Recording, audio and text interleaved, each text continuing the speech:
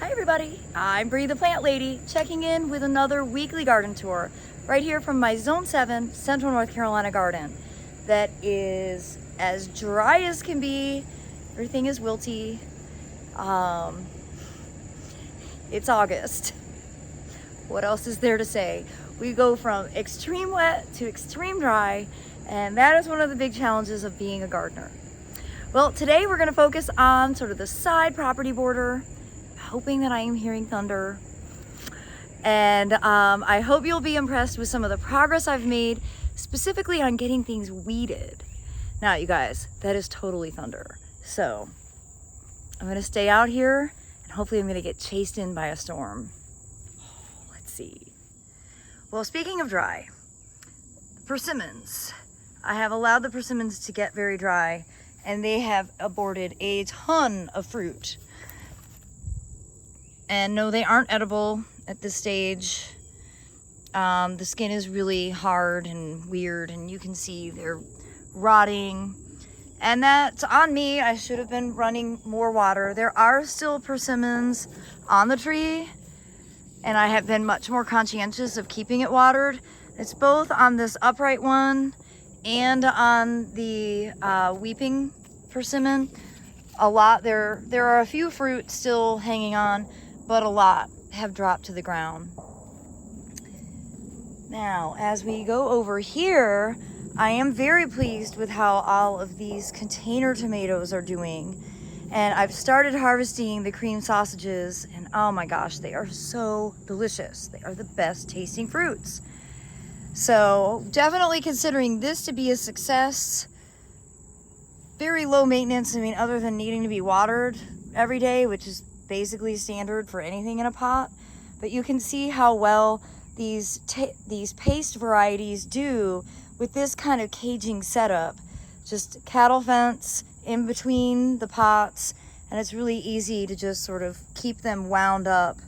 This is all orange icicle, and over here is all cream sausage. And a lot more fruit on cream sausage, y'all. I'm telling you, that is a winner. If you haven't grown it, you need to put it on your list. I am collecting seed because I have found that it hasn't been as readily available online as it used to be. So spring open garden, which I have not set the date for, I will make sure that I have cream sausage plants available because it's a life-changing tomato. So I actually originally started a weekly garden tour a couple of days ago, right before we were having a dinner party. And then people started arriving and it got to be too hard to finish, but I thought you might enjoy this clip that I recorded. Didn't make very much progress that day. You can see this Bambini phlox well, it's been blooming for like, I don't know, 8 weeks, and the swallowtails have finally really arrived in mass, and they are enjoying gathering nectar from that. It's actually been a great hibiscus year. I mean, despite the foliage, it's been a really wonderful time with flowers, and oh my gosh, I'm just seeing the cutest little lizard. Look at that little baby there. Oh, now I really wanted to show you. Oh wait, I've got a special visitor. Hi, Tim. Hello. How's it going? Okay. I'm filming a weekly garden tour. That's what I figured. And I haven't seen your garden in months. Oh my gosh, well this is gonna be so much better with you here. Yeah. Okay, well hang on. Let me give him a hug and stuff, and then we'll get back to it. So back to where I was about to walk. I'm thrilled. All of the squash along this border looks so good. Again, that buckwheat just fills in the gap so perfectly. And again, over here, buckwheat doing its thing. Love this kufia. Love, love, love this kufia. I think I bought this in 2020, and it's been seeding itself ever since.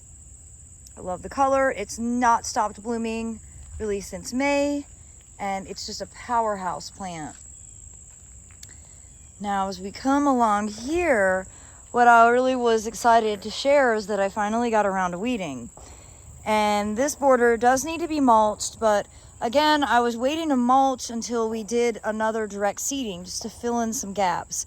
I haven't exactly decided what we're going to put in here, but because it's so dry, I'm not gonna try right now.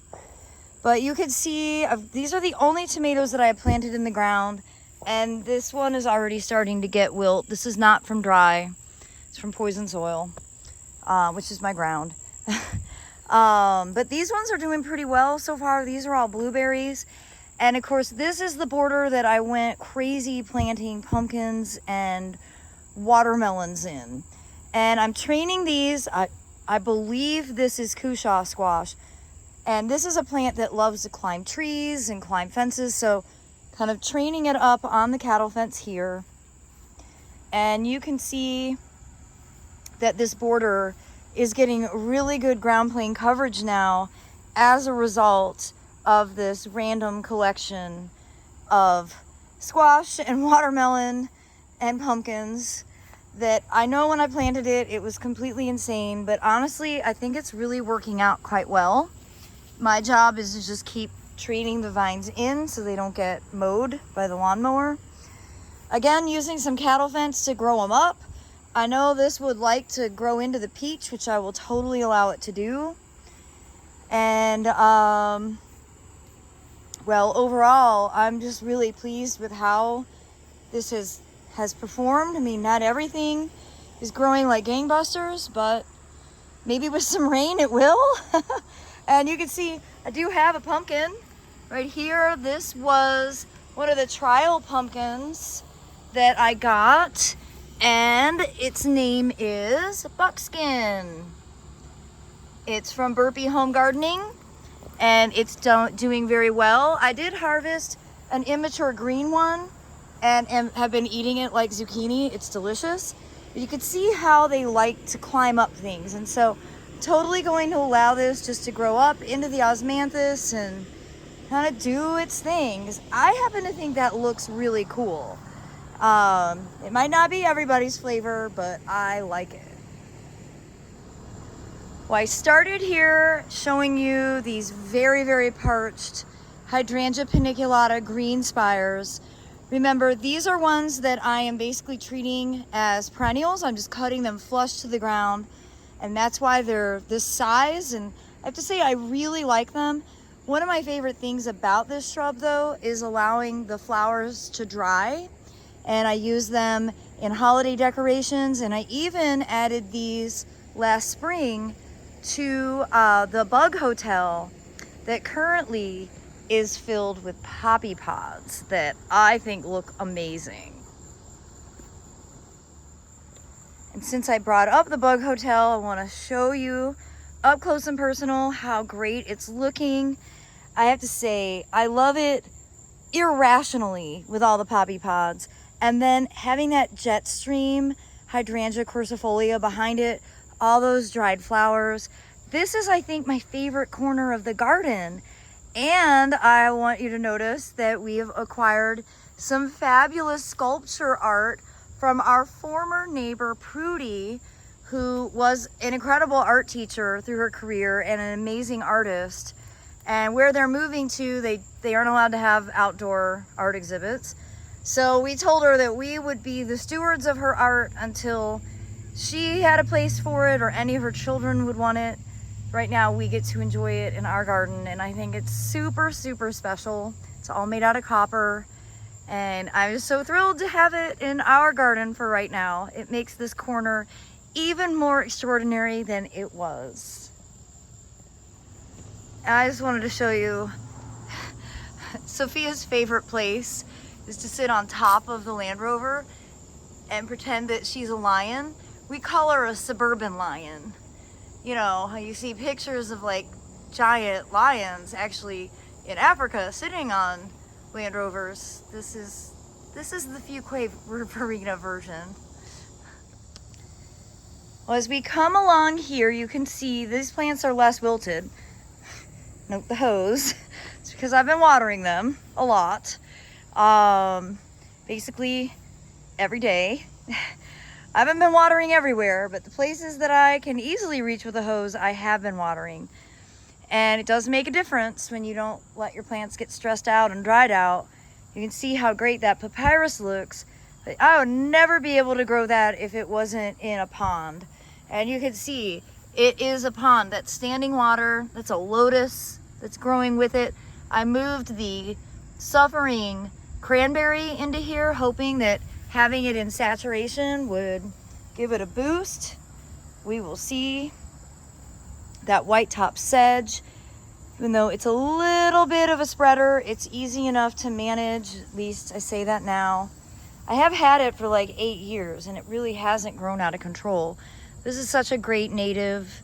I need to move some onto the other property, so I don't actually have any over there.